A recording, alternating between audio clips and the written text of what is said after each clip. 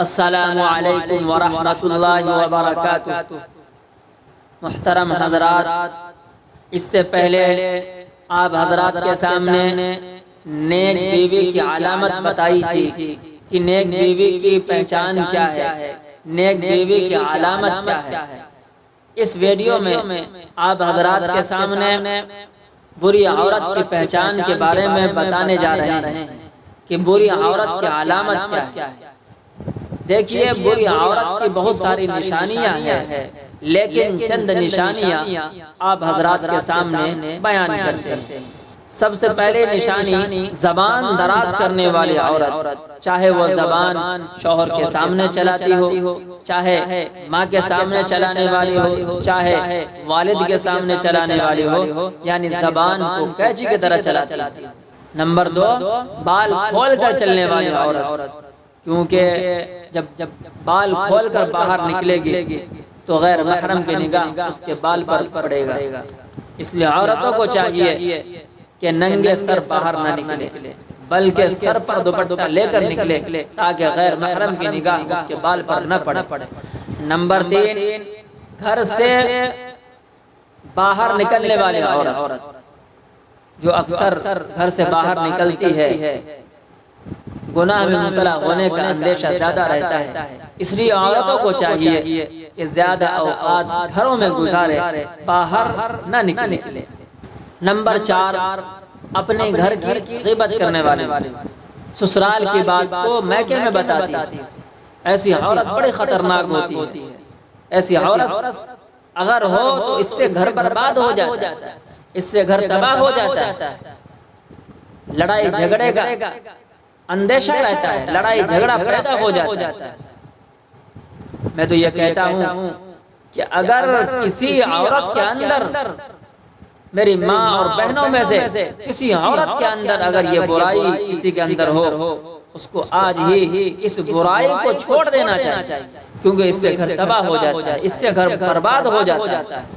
اگر عورت چاہتی ہے کہ میرا گھر آباد ہو، میرا گھر سنور جائے، تو عورت کو چاہیے کہ سسرال کی باتوں کو میکے میں نہ پہنچائے، ادھر کی بات ادھر نہ کرے، اس سے اس کی عزت بھی جاتی رہتی ہے۔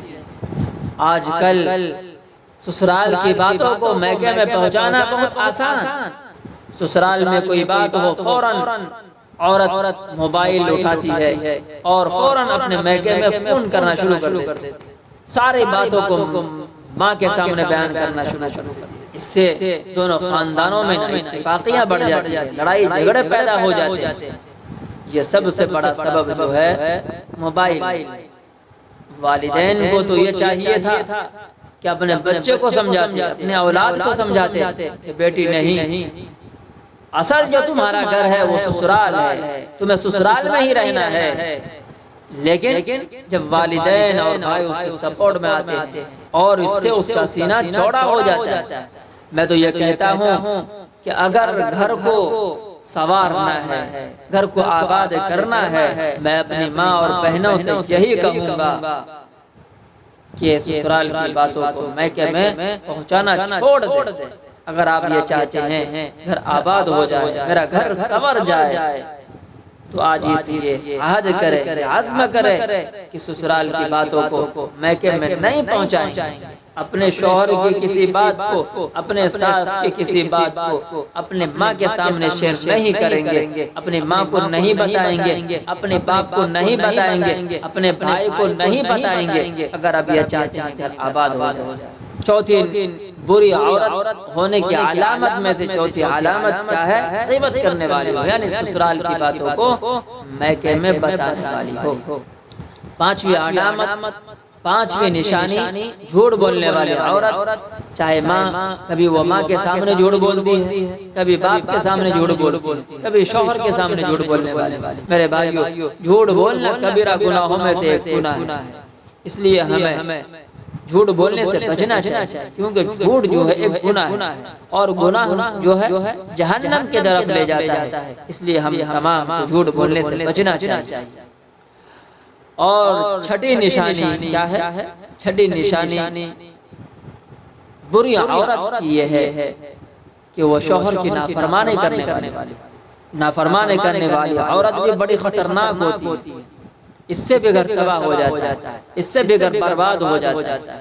شوہر کسی کام کا حکم کرے وہ فوراً اس کی انکار کر دے، شوہر کی بات کو قبول نہ کرے، شوہر کی نافرمانی کرے، اس سے بھی گھر تباہ ہو جاتا ہے، اس سے بھی گھر برباد ہو جاتا ہے۔